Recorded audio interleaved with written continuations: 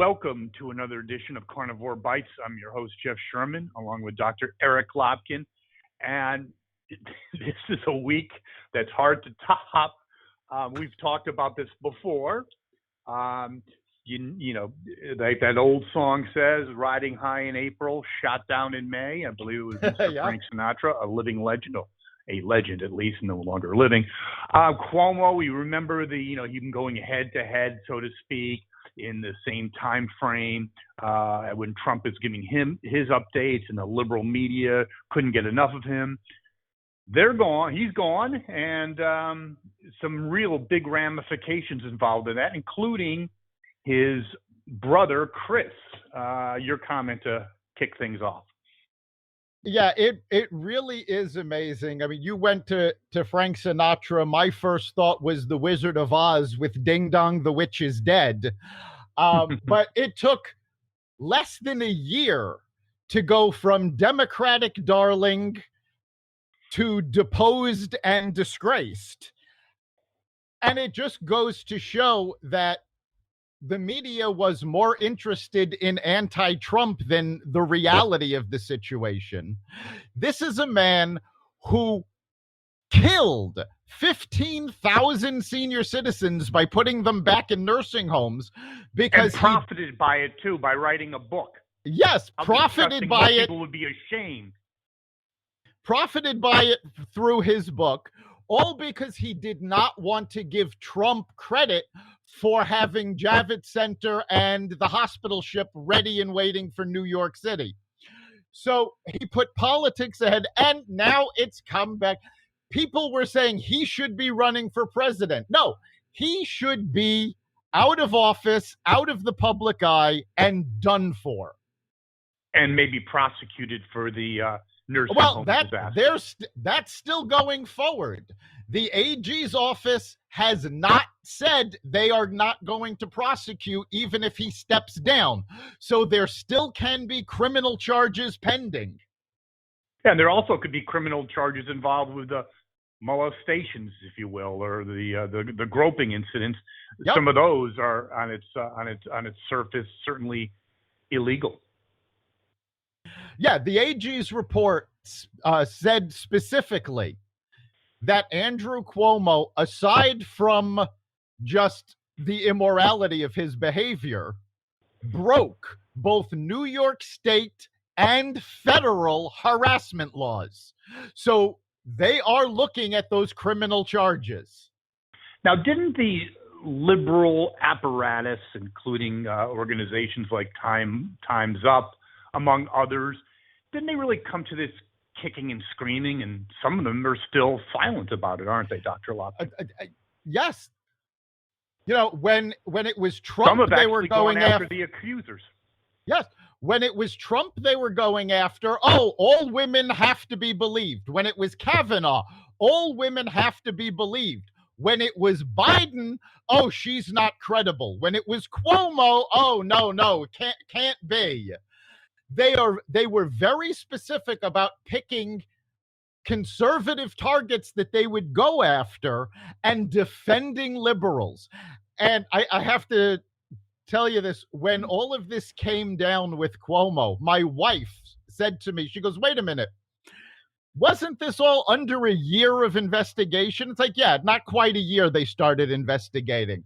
And she goes, they've been investigating harassment charges against Trump for 5 years. They still haven't found anything. No, interesting. Yeah, that's a good point your wife had. That's quite true. So his future's obviously gone when in the liberal arena, when they turn on their own, they're of no longer use to them. So, and I also think his genius brother, Chris, whose show is absolutely unwatchable. He would never have had that show if it wasn't for his brother. I think it's a good opportunity for CNN, even though they're completely inept, to get rid of a liability. Your comments? Well, I think Chris Cuomo's career is over also. I'm going to disagree with you that he wouldn't have had the show if it weren't for his brother. He wouldn't have had the show if it weren't for his father. Okay. But But no, that's true. The good point. There's a possibility that Chris Cuomo may also have charges levied against him because he gave testimony to the AG where he said he was involved in crafting the response to the accused to the accused. He worked with his brother on making statements. So first of all, he may be guilty by association and enabling his brother to get away with this harassment, which, by the way, under the criminal code, depending on how you read it, could make him just as liable. But also, it is incredibly unethical for a reporter, an anchor, to be doing this with a politician, relative or not. Agreed. Well, hasn't CNN blurred that line, for years now, obviously, not even just starting with Trump, but before then. I mean, their credibility is almost, I would say, negligible at this point. Well, talking about credibility, I don't know if you saw this. This is something else my wife brought up to me. There was a recent survey in 48 countries about how reliable their media was. We came in out of 48 countries, 48th. That doesn't surprise me a bit. It's not without ramifications, because I think you said it when we were on terrestrial radio. It's very dangerous, actually, because I see it in my own social circle that people that are liberal are adamant about their, this and that happened, even though it may never ever happened, right? Russian collusion, Yes. Whatever the subject matter is, and conservatives do the same thing. We're not talking to each other, and I see friendships, relationships going on the fritz. It never happened before. People used to, it was actually good banter to talk politics over a beer. You got involved a little bit, but you walked away as friends. That may no longer happen. And I think some of it, not all of it, is because of the bias in the media on both sides to some degree. Yes, I talked about the echo chamber. I mean, we literally started talking about it over 10 years ago, and it's only gotten worse. And part of the big problem is that, and it's partially the media, it's partially the education system. I am talking to people, and they're unfamiliar now with facts because the media is pushing their opinion as facts. The education system is not teaching science the way it should. They're not teaching history the way they should. So people don't have the background to question it. I've spoken to some liberals that I was absolutely flabbergasted because their comments had no basis in fact. And when you show them the facts, it's like, no, that didn't happen. It's like, yes, it did. And well, I think your point is well taken. How it happened is obviously open to analysis, but you're right. People are becoming increasingly emotionally based and suffering a little bit on the fact situation. But yes, because I think it's also people become so. Basically, I think it's more about the media, more revved up about their side, and facts be gone. CNN, do they focus on facts, Dr. Lopkin? They're emotionally based. They're playing CNN wouldn't. emotions. CNN wouldn't know a fact if it bit them. But I think even more dangerous than CNN, MSNBC, and Fox is actually Facebook and Google, because people post things on Facebook that you can check very quickly and see it's a lie, but people treat it as gospel because somebody posted it on Facebook. I think that's an excellent point. You're 100% correct that just because something is out there, people assume it has a degree of legitimacy. Speaking about social media, Rand Paul was, I believe, reprimanded, but also to some degree silenced. I don't know if it's permanent or or just a temporary. It's probably a temporary situation. But for his views on mask mandates, and he suggested that social media overall is becoming a arm of the government. Well, we talked about this a few weeks ago. The Biden administration publicly admitted that they have been coordinating with Facebook on censoring information about COVID. And, in theory, they say, well, they just want the facts out there. But as you saw with Rand Paul, it's gone beyond that. And, and we've talked about masks for the last few weeks. We talked about it 2 weeks ago when YouTube pulled that episode of our podcast because they didn't want to listen to the truth. But, we were there. More and more people are talking about the fact that masks don't work. And here's the thing.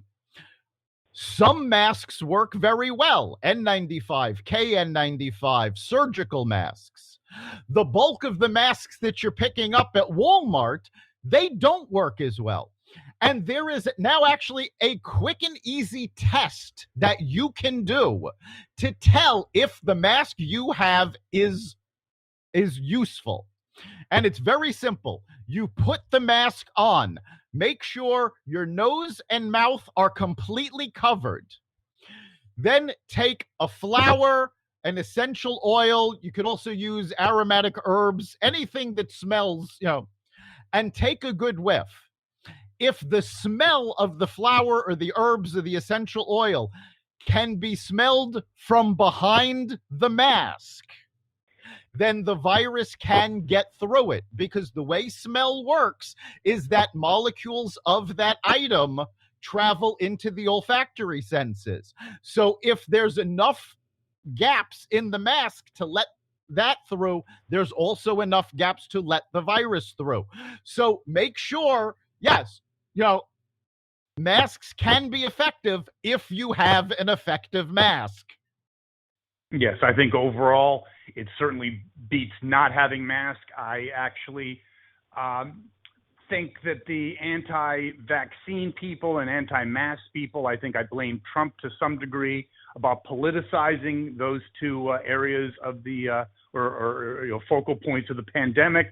I think, we have to protect ourselves any way possible.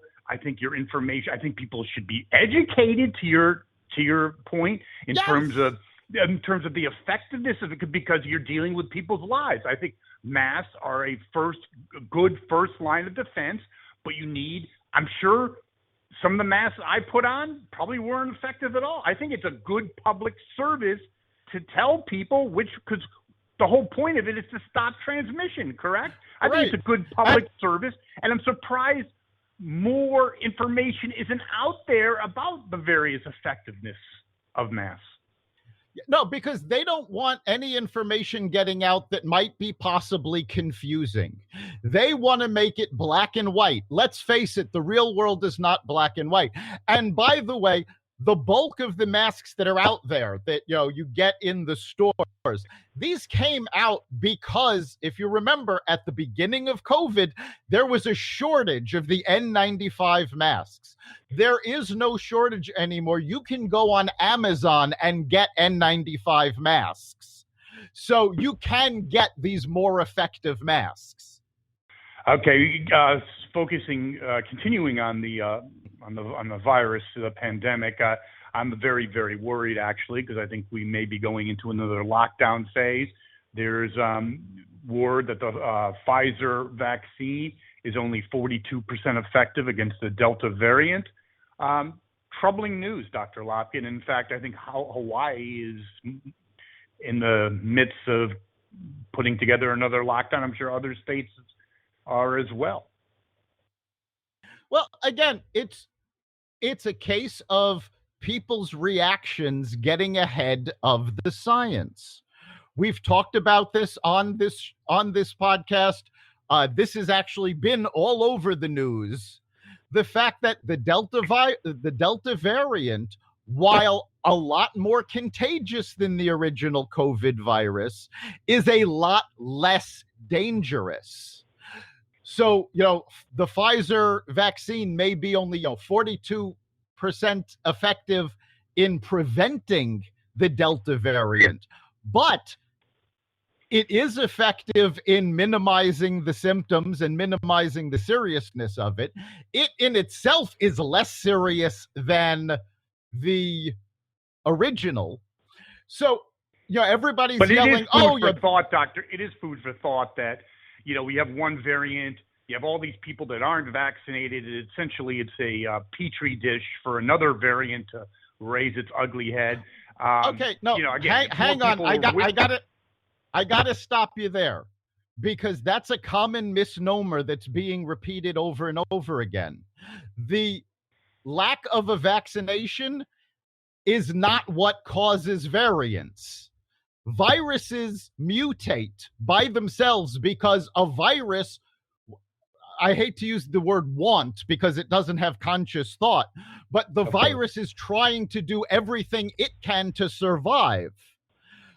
The only way to keep a virus from mutating is to completely kill it out of existence. No vaccine is doing that. Okay, but I understand that. But if you have a group of the population that's unvaccinated, they're host to this virus and gives it an opportunity to morph, create other variants. If everyone was vaccinated, at least theoretically, it would have no place to hide. Again, that's not the case. I know a lot of vaccinated people who have gotten the Delta variant. The Delta variant can be caught even if you're vaccinated. Being vaccinated gives you a lot more of immunity against it. So even if you have it, it's not going to be serious.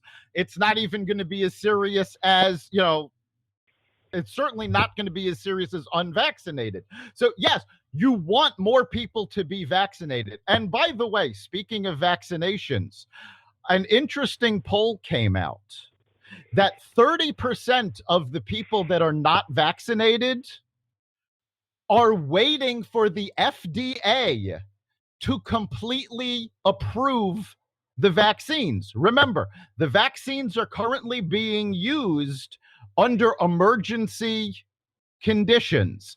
The FDA has not officially approved them. 30% of the people who are not vaccinated are waiting for that approval. The FDA has had all of the information they need to approve it since May. Biden has not even nominated a chair of the FDA. So the Biden administration is literally holding back this approval. Okay, if this was Trump, and you're correct about he has not appointed anyone, what do you think CNN's number one story would be tonight? If Trump had done this, they'd have been attacking him day after day after day. And you know what? They would have been right to.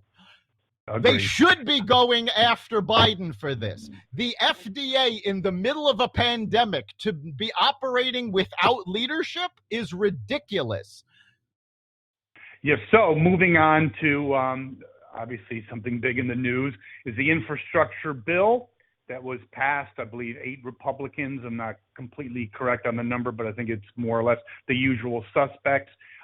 Just came out today or yesterday that the national debt, obviously I think it's really more than this, is now up to $29 trillion.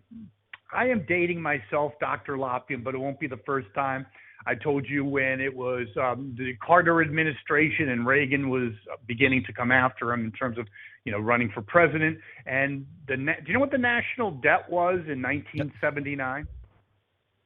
I do not. I'll tell you, $500 billion. That's like a rounding error. 29 trillion. That's the interest on our debt now. In a minute. Yeah, exactly. 29 trillion. We just passed this infrastructure. How incompetent can you be? I mean, yeah, of course you're going to get inflation. And to that note, inflation is now at a 20-year high. This cannot go on forever. The Weimar Republic, was a reality, and it could be a reality today. Yeah, inflation has been going up partially because of the reopening, partially because of a lack of supply when things were closed down, but No question. partially because of ridiculous government spending. And now, this budget that is about to be passed with no Republican votes, that put spending ridiculous. Prior to this budget, I was saying the last budget that Trump passed was the worst budget we've ever had. This puts that to shame. There is so much pork spending on it. And what's really bad is that, they're pushing it as an infrastructure bill. Something along the lines of 25% of it is actually infrastructure. 75% has nothing to do with infrastructure. It's a liberal wish list. Yeah, wait till the reconciled bill comes. Although Trey Gowdy did say on a broadcast he doesn't think then when it's reconciled in Congress that the Senate will reaffirm it. I doubt but we will it, see. Because the $1 trillion, the $1 trillion one that just passed, if I'm remembering the number right, it actually passed with 63 votes. So that was 13 Republicans that supported this. And there's a lot of good in it. However, once they reconcile it with this, they're going to have every Democrat on board. And there's a lot in this bill that there's a couple of Democrats in Senate that they've already said they won't vote for it. We'll see how that goes. Maybe it was a good opportunity for Biden to take a victory lap with his victory in the Senate. We'll see how it works out after the whole thing is done. Now, I know that we'll probably want to close on this, or we have two things left. That Trump was accused of being a fascist, among other, the whole list. He was accused of everything. And some of it was his own fault, let's be honest, right? Because he was obnoxious. But Biden, and one of the things he was accused of is being a fascist. However, it looks like Biden is not really going, conducting himself in the way of proper government either, is he? No, the Biden administration has literally just crossed the boundaries into fascism. And what we're referring to is the extension of the moratorium on evictions that Biden put through as an executive order. The courts told the Biden administration before he did this, that he did not have the ability or the power to do this. Nancy Pelosi came out and said, this is something that has to be done by the Congress. The president does not have the power to act. The Biden administration completely ignored this and illegally is trying to enforce a moratorium on evictions. Obviously, can I interject one thing on that? Because you had a good point in our prep. Is everyone thinks, oh, who cares? They're landlords, whatever. But in actuality, a lot of them are mom and pop businesses that don't have the capabilities to have, high-priced lawyers. They're really essentially screwed if someone defaults on their rent, correct? Yes, they are. The people who are being screwed over by this are people that own a home, are paying a mortgage, but they say they own a 2-family or a 3-family house. They live in that house, but they rely on those renters to help them meet the mortgage. Well, guess what? They can't force the renters to pay at this point, but they still have to pay the mortgage. They still have to pay the property taxes, and they are having problems, and there's no relief for them. No, and it also makes no sense when you have jobs going begging. You have to wonder what the real motivation is, because there's the pandemic. Yes, there's still out there. It's still a huge concern, but in terms of the initial economic shock, a lot of that has faded, correct? Most people have job opportunities. Am I not correct? Most people have job opportunities, and the other problem is that people are taking advantage of this. There was a woman that was interviewed on Fox this morning. She is a landlord in the situation that I just explained. She relies on that rental income to make the mortgage and the property taxes. Her tenant has refused to pay rent since February 2020, when the moratorium went into effect. Now, she has been in contact with his employer. He has had a job for this entire time. He's been getting his paycheck and using the moratorium as an excuse not to pay his rent. And I'm sure there's other examples out there. Now, let's be honest. When we first, was enacted, it made a lot of sense. People were, who knew how this thing was going to unfold? If people were in the restaurant, they didn't have jobs. So initially, I thought it was probably a good thing. But, like a lot of things in government, they have a hard time dying, correct? The problem with the moratorium was the same problem with just about every other government program, in that when they pass it, they're more concerned about passing it quickly, so they just hit the broad strokes.